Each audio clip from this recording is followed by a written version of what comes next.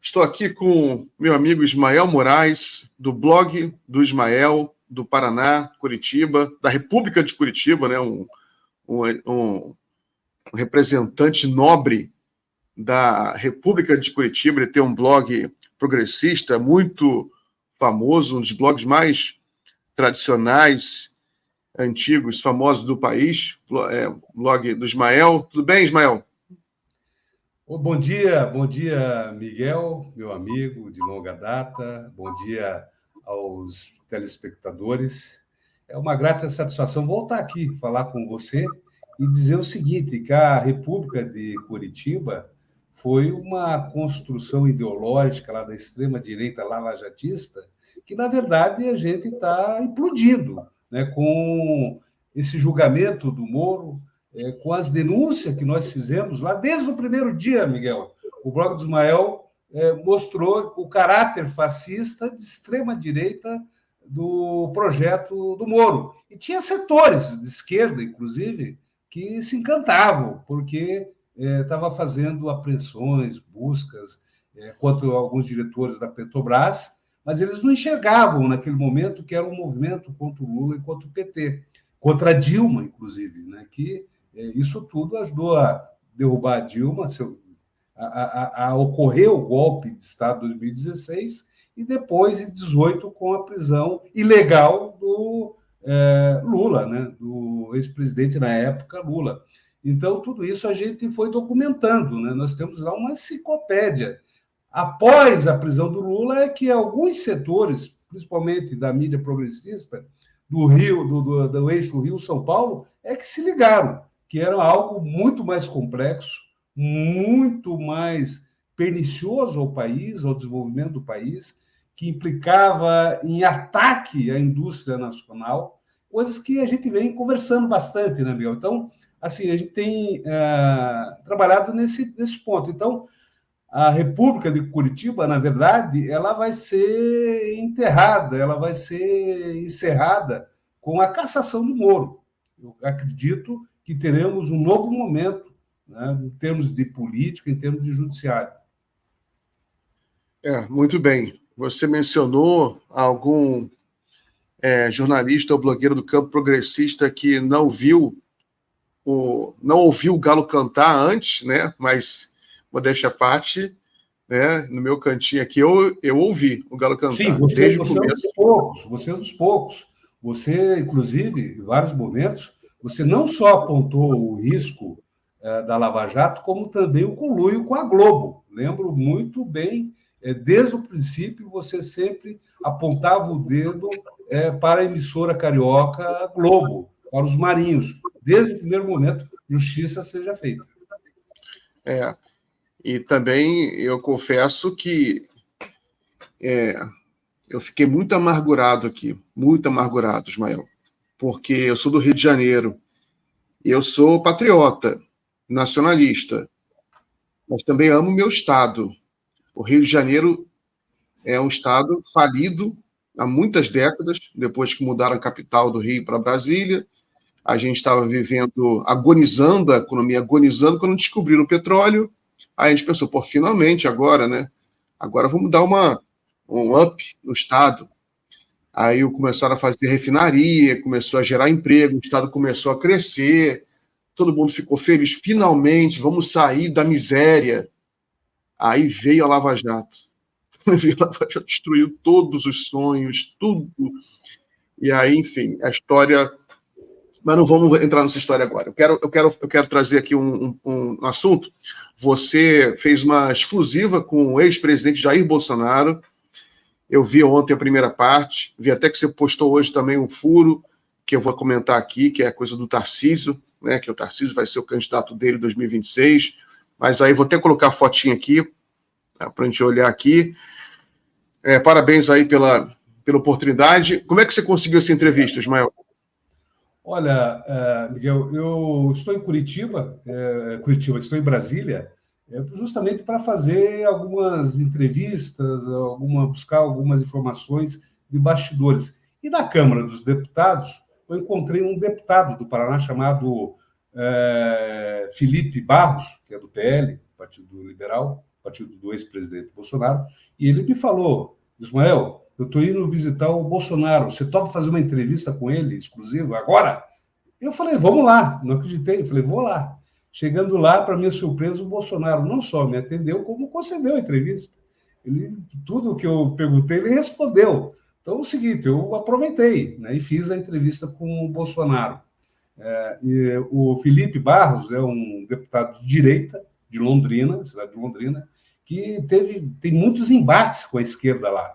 Em determinado momento, inclusive, eu tive um enfrentamento com ele lá no âmbito da Universidade Estadual de Londrina. Mas isso não impede de eu ter interlocução, né? Até porque a característica do meu site, o blog do Ismael, o Miguel, é um site plural e suprapartidário. Além de noticiar factualmente o que ocorre na esquerda, também noticia o que está acontecendo no mundo, né? Então, eu tive informações exclusivas que nem a Globo tinha sobre o depoimento, como é que vai ser a dinâmica da manifestação na Paulista, no domingo, o que ele vai dizer ou não vai dizer na Polícia Federal hoje à tarde. Então, eu já furei toda essa turma aí, né, que é a rota caviar. Então, Miguel, então eu tive essa felicidade de fazer essa entrevista, porque é um momento crucial do país, né, que a gente está revendo alguns pontos. É um momento também que a justiça brasileira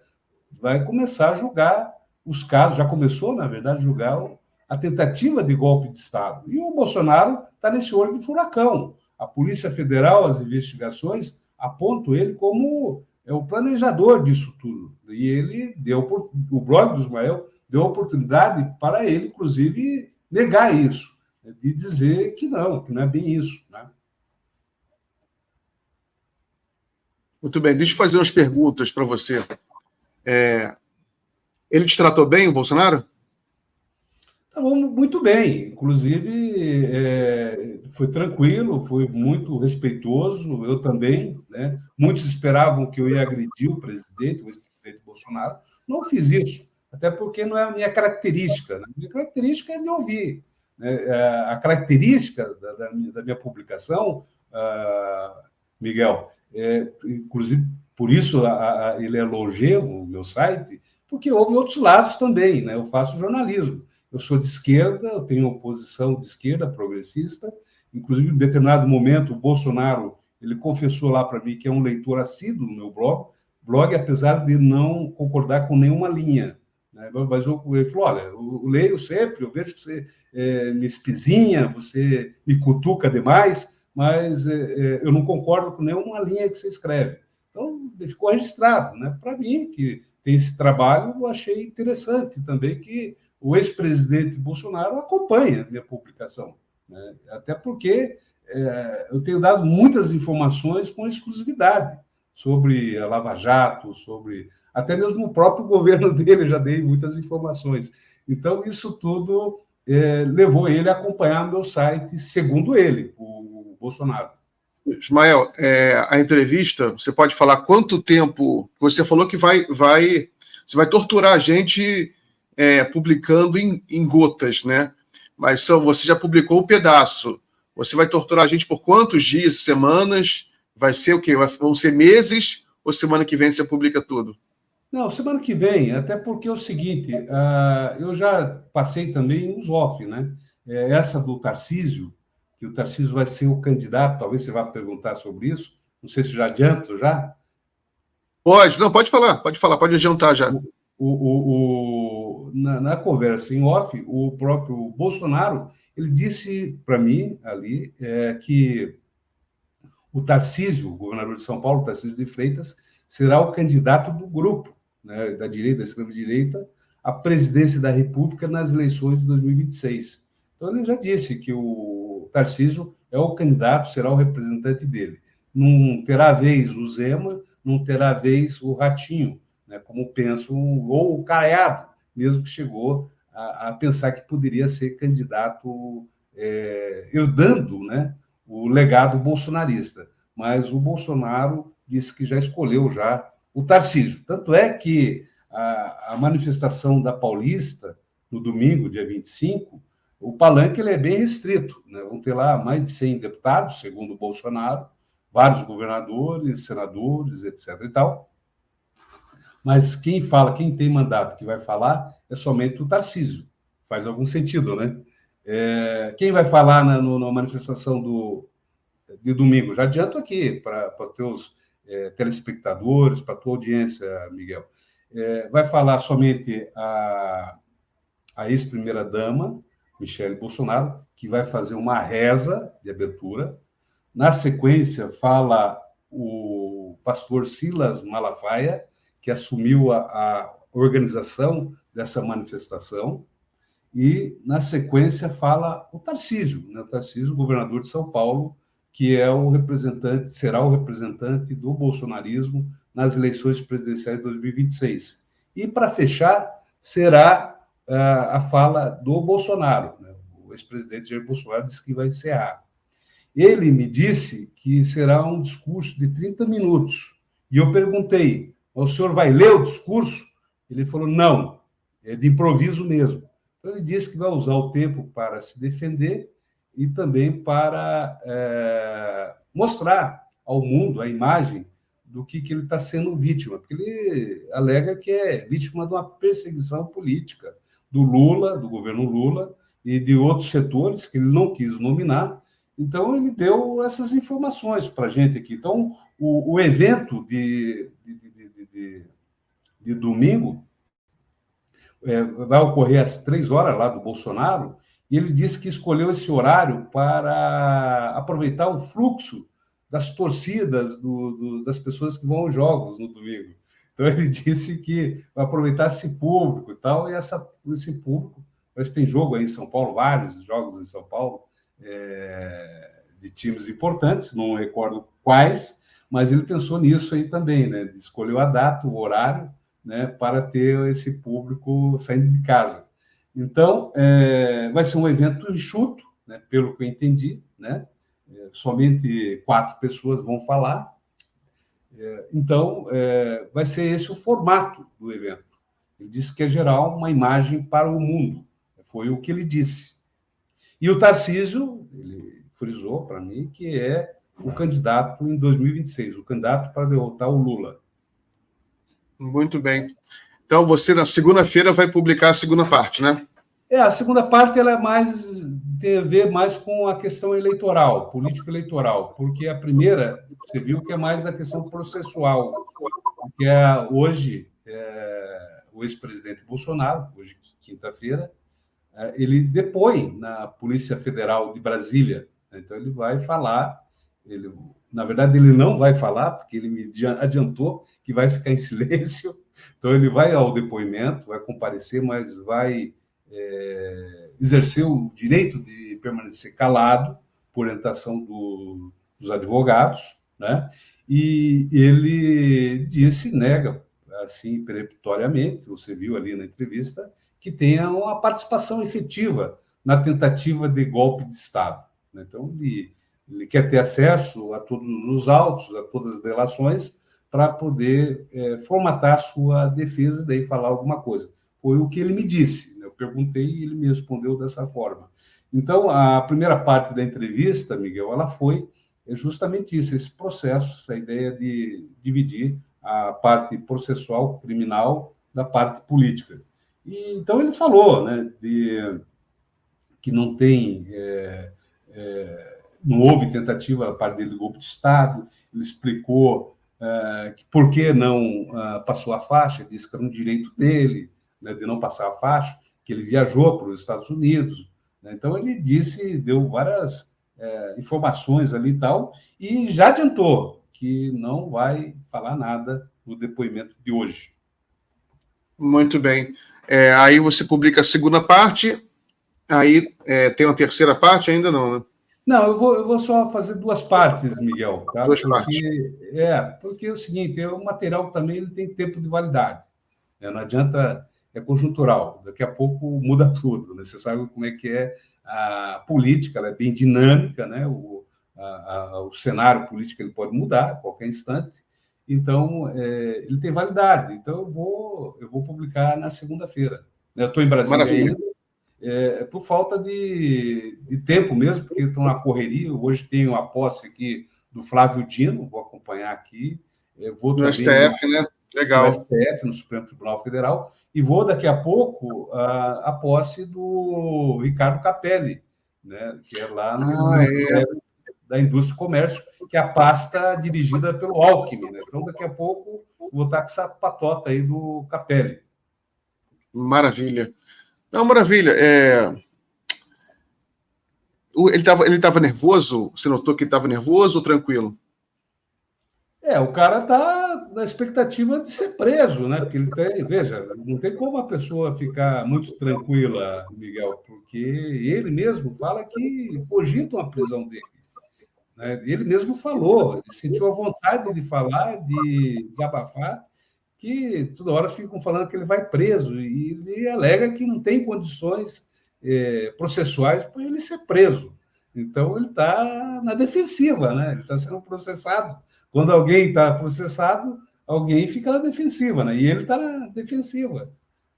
Quem está na ofensiva é a Polícia Federal, que está investigando, que está abrindo inquérito, né, com o STF autorizando, e também há o risco, né, de ser preso, evidente. Só para terminar, então, ele não mencionou essa história, essa polêmica aí de Israel, Palestina, não mencionou nada disso, não? Sim, ele mencionou em off. Ele falou, ele avalia que é um gol de placa e um gol contra do Lula. É um gol de placa da direita, né, que tem uma bandeira, e ele avalia que o Lula deu um tiraço no pé. Então, é como ele avalia. Ele fala que foi um tiraço. No meu ponto de vista, eu penso diferente. Eu penso que essa crise com Israel é um fogo de palha. Até porque, se você for analisar Israel com o Brasil, é uma distância muito grande do ponto de vista econômico, de presença no mundo, de relações comerciais, PIB, né? População, em todos os aspectos. Né? O Brasil ele se relaciona com todo mundo árabe, inclusive Israel. E a comunidade palestina, árabe, no país é superior numericamente. Né? Então, é muito maior. Basta ver São Paulo e Foz do Iguaçu, né, como exemplos, né? Também com participação econômica importante na balança comercial brasileira, que é muito superior ao que é Israel. Então, é um fogo de palha. Se fosse um outro país de uma dimensão maior, em todos os aspectos, os Estados Unidos, por exemplo, se fosse essa rusga com os Estados Unidos, eu acredito que teria maior consequência.